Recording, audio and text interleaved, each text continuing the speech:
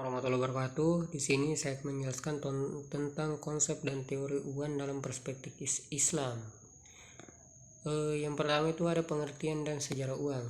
Uang adalah alat pembayaran yang diterima secara umum dalam transaksi barang dan jasa. Dalam ekonomi, uang berfungsi sebagai alat tukar, sesuatu hitungan dan penyimpan nilai. Uang mempermudah transaksi dibandingkan dengan sistem barter yang kompleks dan tidak efisien.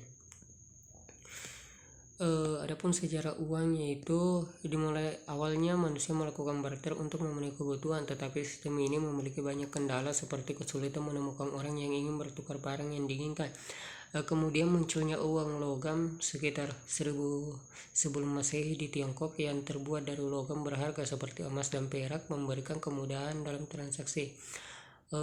Kemudian diperkenalkan di kemudian uang kertas juga diperkenalkan di Tiongkok pada masa dinasti Tang. Sebagai bukti kepemilikan logam mulia, uang kertas menjadi bagian umum digunakan seiring waktu.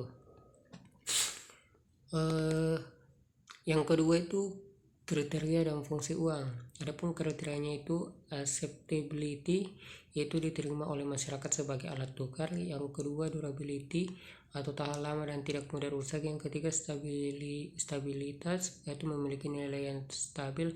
Dua divisibility, mudah dibagi tanpa mengurangi nilai. Yang kelima portability, mudah dibawa dan dipindahkan. Adapun fungsi uang sebagai alat tukar, satuan hitung dan penyimpan nilai. Selanjutnya materi yang ketiga ada jenis-jenis uang. Uang berdasarkan lembaganya, uang dibagi menjadi dua, yaitu uang kertas dan uang giral. Sedangkan berdasarkan bahan dibagi menjadi dua juga, yaitu uang logam dan uang kertas. Materi yang keempat itu teori permintaan uang. Teori permintaan uang menjelaskan jumlah uang yang dibutuhkan masyarakat untuk berbagai keperluan termasuk transaksi dan simpanan. Permintaan uang dipengaruhi oleh tingkat suku bunga, pendapatan, dan inflasi. Selanjutnya materi yang kesekian dalam ekonomi yaitu uang dalam ekonomi konvensional. Uang dalam ekonomi konvensional, uang berfungsi sebagai alat tukar dan satuan hitung, serta dianggap sebagai komoditas yang dapat diperdagangkan. Uang memiliki peranan penting dalam memfasilitasi transaksi dan investasi.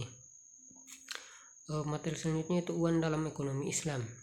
Dalam ekonomi Islam tidak memandang uang sebagai alat tukar yang tidak boleh diperdagangkan sebagai komoditas. Uang harus beredar dalam masyarakat dan tidak boleh diendapkan. Dalam konteks ini, uang berfungsi sebagai fasilitas transaksi yang adil dan etis serta menghindari praktik riba. Sekian, terima kasih. Itu sedikit penjelasan dari saya.